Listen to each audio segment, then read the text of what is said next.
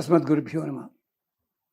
భగవద్బంధులారా, మిత్రులారా, మీరు ఇల్లు కట్టుకోదలుచుకున్న లేదా ఫ్యాక్టరీ లాంటివి నిర్మించదలుచుకున్న లేదా బహుళ అంతస్తుల భవంతులు నిర్మించుకోదలుచుకున్న ఇప్పుడు చెప్పబోయే మంత్రాన్ని శ్రద్ధగా జపించుకోండి, పూజలు చేయండి, ఫలితం లభిస్తుంది. కేవలము ఇల్లు అన్నట్టయితే మాత్రము ఇది రోజుకి 27 సార్లు చదువుకోవచ్చు. అదే బహుళాంతస్తుల భవంతులు కానీ కర్మాగారం అయితే తప్పనిసరిగా 250 సార్లు చదవాలి రోజుకి. ఎంత టైం పడుతుంది? ఓ అరగంట పట్టచ్చు, తప్పదు. అలాగే ఇంటి కోసమే అయినట్టయితే చక్కగా 2 అరటిపళ్ళు నివేదన చేయండి, లేదు గ్లాసుడు పాలు, లేదు పాలల్లో తేనె వేసి అరటిపళ్ళు ఇలా నివేదన చేయండి, చాలు. ఫ్యాక్టరీ కానీ బహుళాంతస్తుల భవంతులు కానీ అంటే తప్పనిసరిగా ఆ ప్రసాదం కూడా కొంచెం ఎక్కువగానే చేయాల్సి ఉంటుంది. పరవాన్నం నివేదన చేయండి, అలాగే ఒక కొబ్బరికాయ కొట్టి తీరాలి, ఇది చెయ్యండి. ఇదైతే ఇది 45 రోజులు, అది వీలైతే 90 రోజులు చేయడం మంచిది. లేదా ఎవరి చేత చేయించడం కూడా చేయించవచ్చు. ఈ పూజ లోపల మీ ఇష్టదైవం సన్నిధి లోపల దేవుడు అలాగే ఉంటుంది. కానీ ఒక విచిత్రమైన పద్ధతి చెప్తాను నేను. 2 కొత్త ఇటుకలు తీసుకురండి. కొత్త ఇటుకలు తీసుకొచ్చి నీళ్ళల్లో తడిపి అవి ఆరిన తర్వాత వాటికి పసుపు, కుంకుమ, గంధం అలదండి.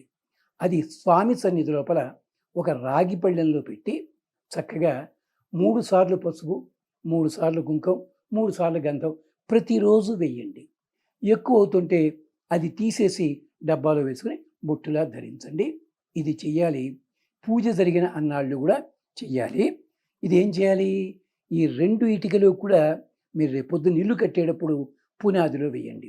ఫ్యాక్టరీ కట్టేప్పుడు పునాదిలో వేసుకోండి, ఫలితం ఉంటుంది. గ్రావాణ అపదుచ్చునాం సేధత దుర్మతిం ఉస్రాహ కర్తన భేషజం. 2 మంత్రాలు ఉన్నాయి. మొదటి మంత్రం చెప్పాను ఇక్కడ. ఏమిటిది? గ్రావాణ అపదుచ్చునాం సేధత దుర్మతిం ఉస్రాహ కర్తన భేషజం. గ్రావాణ, ఓ రాళ్ళల్లారా, ఓ ఇటుకల్లారా, మీకు నేను నమస్కరిస్తున్నాను. మీ వల్లే మేము బతకబోతున్నాం కదా, అందుకోసం అని చెప్పి.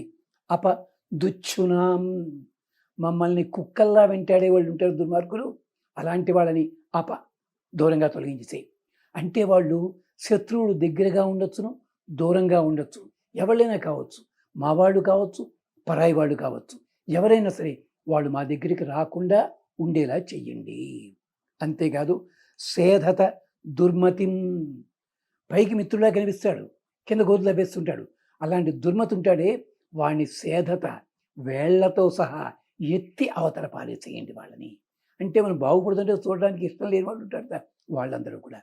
అంతేకాదు ఉస్రాహ కర్తన భేషజం, మేము ఎక్కడ పొరపాటుని ఏమన్నా మెళకువలుగా లేనట్టయితే, జాగ్రత్తగా లేనట్టయితే, ప్రమత్తతో ఉన్నట్టయితే మమ్మల్ని చంపడానికి ప్రయత్నిస్తారే వాళ్ళని కర్తన భేషజం, వాడు మళ్ళీ ఎందుకు పనికి రాకుండా చేసి.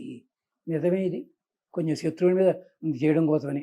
అంటే మనం ఇల్లు కట్టుకుంటూ అంటే, మనం కష్టపడుతూ ఉంటే ఎవడికో ఏమైందండి, వాడికి ఏం కష్టం అండి. ఓ ఫ్యాక్టరీ కడుతుంటే కొన్ని వందల మందికి జీవనోపాధిస్తామే. ఇలాగ మమ్మల్ని చెడగొట్టే వాళ్ళు ఎవరు ఉంటారో వాళ్ళందరినీ కూడా తొలగించాలి. ఓ ఇటుకలారా, మీరు భూమికి సంకేతం. భూమిలోంచి పుట్టిన వాళ్ళు మీరందరూ కూడా మాకు రక్షణ కలిగించండి. గ్రావాణ సవితానువో దేవ సువతు ధర్మణ యజమానాయ సున్వతే. ఈ రాళ్ళెక్కడో తెలుసునా? సూర్యకాంతి వల్ల గట్టిపడ్డ భూమిదంతా కూడా. అంచేత గ్రావాణ సవితాను ఓ దేవ, మీ దేవత ఉన్నాడే సూర్యుడు, ఆయన మాకు రక్షణ కలిగించాలి. సువతు ధర్మాణ, అతడు ఎప్పుడూ కూడా ధర్మమునందు ప్రేరేపణ చేయుగాక మమ్మల్ని. అంతేకాదు యజమానాయ సున్వతే, ఈ యజమాని సున్వతే మంచి పనులు చేయడం కోసం ప్రేరణ చేయాలి. ఓ ఇటుకలారా, మీరు రక్షించండి. మీకు అధిపతి అయిన సూర్యుడు ఉన్నాడే, ఆయన కూడా మమ్మల్ని రక్షించాలి. ఇంకొకసారి చెప్పుకుందాం. తప్పనిసరిగా ఇంటికి అయినట్టయితే 108 సార్లు చదవగలిగితే మంచిదే. కనీసం 27 సార్లు. ఫ్యాక్టరీ కోసం ఇలాంటి వాటికి అయితే మాత్రం భారీ ఎత్తున ఉంటే 500 సార్లు చదవండి. 90 రోజుల పాటు ఫలితం లభిస్తుంది. దానికి తగ్గట్టుగా నివేదన చేయండి. అది చేయండి, గుర్తుపెట్టుకోండి. గ్రావాణః అపదుచ్ఛునాం సేధత దుర్మతిం ఉస్రాహ కర్తన భేషజం గ్రావాణః సువిత సవిత నో దేవః సువతు ధర్మణ యజమానాయ సున్వతే.